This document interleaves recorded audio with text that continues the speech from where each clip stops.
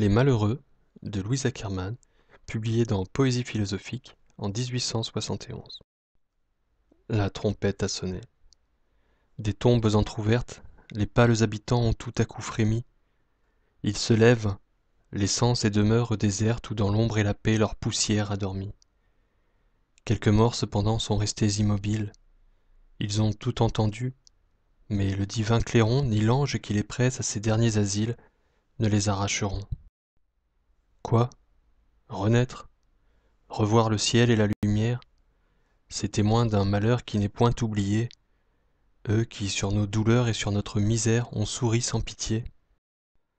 Non, non, plutôt la nuit sombre, éternelle.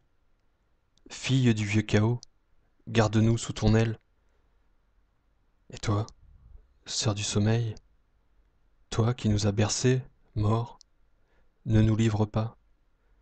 Contre ton sein fidèle, tiens-nous bien embrassés. Ah, l'heure où tu parus est à jamais bénie.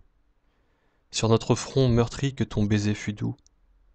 Quand tout nous rejetait, le néant et la vie, tes bras compatissants, ô notre unique ami, se sont ouverts pour nous. Nous arrivions à toi, venant d'un long voyage, battus par tous les vents, haletants, harassés. L'espérance est le même, au plus fort de l'orage, nous avait délaissés. Nous n'avions rencontré que désespoir et doute, perdus parmi les flots d'un monde indifférent. Où d'autres s'arrêtaient enchantés sur la route, nous errions en pleurant. Près de nous, la jeunesse a passé, les mains vides, sans nous avoir fêtés, sans nous avoir souri. Les sources de l'amour sous nos lèvres avides, comme une eau fugitive, au printemps ont tari. Dans nos sentiers brûlés, pas une fleur ouverte. Si, pour aider nos pas, quelques soutiens chéris parfois s'offraient à nous sur la route déserte, lorsque nous les touchions, nos appuis se brisaient, tout devenait roseau quand nos cœurs s'y posaient. Au gouffre que pour nous creusait la destinée, une invisible main nous poussait acharnés. Comme un bourreau, craignant de nous voir échapper, à nos côtés marchait le malheur inflexible. Nous portions une plaie à chaque endroit sensible, et l'aveugle hasard savait tout nous frapper. Peut-être aurions-nous droit aux célestes délices? Non. Ce n'est point à nous de redouter l'enfer, car nos fautes n'ont pas mérité de supplice. Si nous avons failli, nous avons tant souffert. Eh bien, nous renonçons même à cette espérance d'entrer dans ton royaume et de voir tes splendeurs, Seigneur. Nous refusons jusqu'à ta récompense, et nous ne voulons pas du prix de nos douleurs.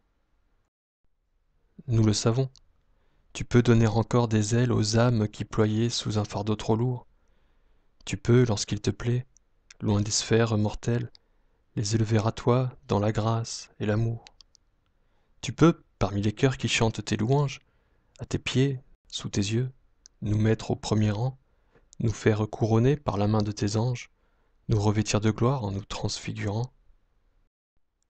Tu peux nous pénétrer d'une vigueur nouvelle, nous rendre le désir que nous avions perdu. Oui, mais le souvenir, cette ronce immortelle attachée à nos cœurs, l'en arracheras-tu? Quand de tes chérubins la phalange sacrée nous saluerait élus en ouvrant les saints lieux, nous leur crierions bientôt d'une voix éplorée, nous élus, nous heureux, mais regardez nos yeux. Les pleurs y sont encore, pleurs amers, pleurs sans nombre. Ah, quoi que vous fassiez, ce voile épais et sombre nous obscurcit vos cieux. Contre leur gré, pourquoi ranimer nos poussières? Que t'en reviendra-t-il? Et que t'ont-elles fait? Tes dons mêmes, après tant d'horribles misères, ne sont plus un bienfait. Ah, tu frappas trop fort en ta fureur cruelle. Tu l'entends, tu le vois. La souffrance a vaincu.